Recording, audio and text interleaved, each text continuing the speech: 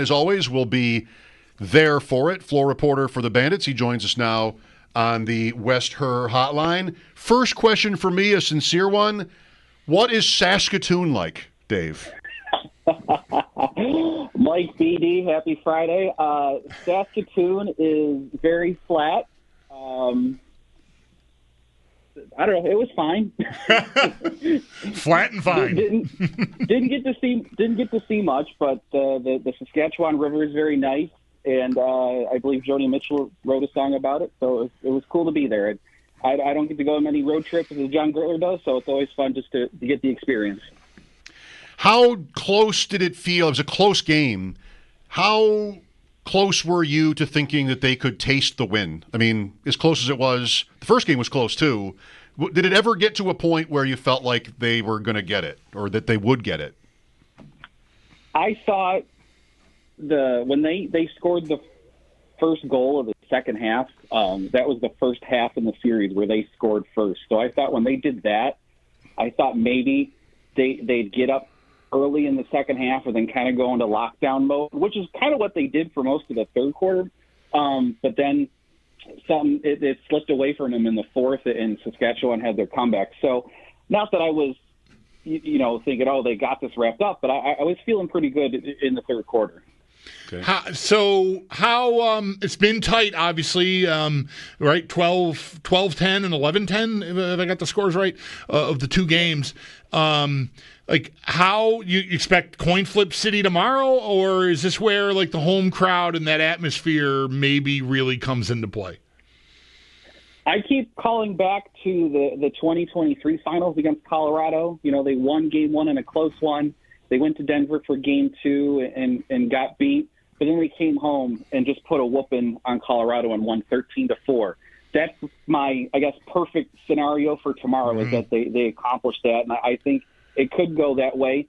But this Saskatchewan team, they got a lot of momentum. They won their Halifax series in such exciting fashion. They hung in for most of game one and obviously ultimately the better team in game two. And they've said a lot of interesting things this week leading up to this game. So I think it really is coin flip city tomorrow, as much as the Bandits might not want to play. Not that they don't want to play a close game. They'd rather win going away, but I think it will be a close one. How prepared to give us and our audience an example of some of the interesting things, as you put it, that Saskatchewan has had to say this week, are you? I was like Austin Shanks after the game, saying that they were going to get the championship next weekend. And then Justin Boudreau had a comment. He was asked about Bandit Land, and his response was I'm paraphrasing, was like, well, they're not going to come over the glass and try and set a pick on me, so I'm not worried about it, Okay, yeah. So, and you told us last week, there's a player on that team from here. Well, he's Matt Hossack. He's from Ontario originally, but now he lives here I believe in Lancaster, somewhere in Western New York. He works locally. I believe without knowing the whole story, but I believe he met his wife at RIT where they went to college, nice. And then they relocated here. So yeah, Matt, this is like a home game for him, kind of. I guess it didn't happen for Colorado 2 years ago, but I would think psychologically a road team in that environment just a week ago would help them. You're a little bit used to it. You know what the environment is just from very recent experience. Yeah, and that's one of the things that they kind of got going for them is that they just played it in the environment that is Bandit Land. So yeah, they definitely have that going for them. I think at times that the effect it has on opposing teams might be a little overstated. I do think, however, that home crowd the Bandits really feed off of that, and that helps their swagger, I think, especially when they're on a roll. Yeah. But I don't know if it affects opposing teams as much as some people might think. Right. Either way, it's going to be a phenomenal experience tomorrow with a full house. And an interesting start time, right? 4:30. I don't feel like I can't recall. You could tell us way better than my recall would be, but I don't feel like there's a lot of afternoon games. So that's a pretty cool thing. Yeah, the joys of national television. ESPN2 wanted to fit it in after the college lacrosse semifinals tomorrow. I think we did that in Denver for one of the games, either 22 or 23. It was like Memorial Day, Monday afternoon or something, if I remember correctly. Yeah. So trying to make a day of lacrosse out of it on ESPN too. How is there any injury concerns on either side that could be a factor in this game tomorrow? I mean, we'll see if Chris Cloutier can come back. The official injury report came out earlier today. He was listed as questionable. Chris got a lower body injury. I have no inkling either way if he'll go or not play tomorrow. You know, I thought Clay Scanlon came in, scored 2 goals. He's a great spark plug for that offense, and he filled in quite nicely for Chris. He maybe lacks a little bit of Chris's size, but he's kind of like a Kyle Buchanan, where he gets in all the dirty areas, scoops up the loose balls, and can bury them from within close range. So other than that, you know, we'll see if they go with the same lineup. You know, if Ron John can get back in the lineup, I just don't know who would come out if that happens. So on the other side, I don't think Saskatchewan really they had nobody new on their injury report that hasn't already been on there for the last few weeks. Dave, the scores were very much alike. Were the games alike? Were there different, I don't know, strategies, or just sort of were there noticeable differences meaningfully in the two games? No, I thought they were quite similar. I think the team that made the fewest amount of mistakes won each game. You know, game one, I thought Saskatchewan, I likened it to a boxing match. You know, they came out throwing punches and landing a few good ones, but I think they got tired out by about round 8 or 9. And, you know, they were the better team for the first 2.5 quarters, and then Buffalo closed them out in the final quarter and a half.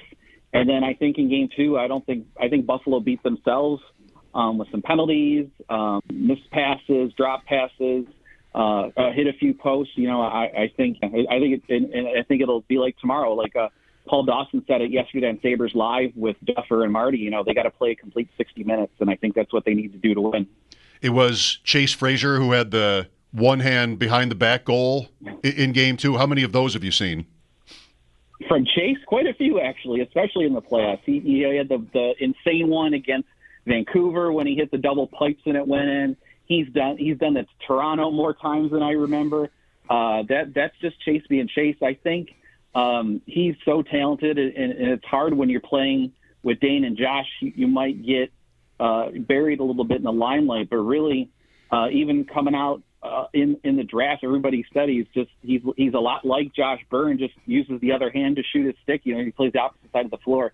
He's such a talented player, and you know, he just has a nose for shots like that. Bulldog, how many chances would you need? With or without a goalie? Behind the back, bounce it in. One hand. Infinity. I don't. With the goalie there, yeah, I think it'd be infinity. I have held the lacrosse stick. I don't think I've ever handled the ball in a lacrosse stick. Like I think my experience handling a lacrosse stick was maybe picking one out for my kids when they were 6. Mm-hmm. Those plastic thingies. Yeah, right. And like that's it. Like You've never played catch? No, I've never played catch. No, I have no experience. Well, Dave, we're pulling for the Bandits, for the players, the community, the fan base. For you, I hope you get like a good celebration Saturday night, and then saddle up for 20 hours of auto racing on Sunday. Right? It's a lot. I know this is like a potential dream weekend for me, guys. Right. Yes, we got the Goon tomorrow, and then Sunday you got the greatest day in auto racing with the Monaco Grand Prix of Monaco, the Indianapolis 500, and the Coca-Cola 600. Yeah, I'm ready to nurse a championship hangover through 3 races on Sunday. Right. All right, Dave. Well, enjoy the broadcast tomorrow. Is pregame 3:30 or what? 4 o'clock pregame right here on WGR with John Gertler, Steve Burnell, and myself. Georgia head coach Ed Como is going to join us during the pregame show, too. And did you want to say, you heard Sal on with us mentioning the college semifinals tomorrow, and also mentioned how they'll be on ESPN or ESPN2 during the day tomorrow. What did you have on Syracuse? Oh, they're loaded with names that Bandits fans are probably going to hear in the years to come. I just was looking at the roster.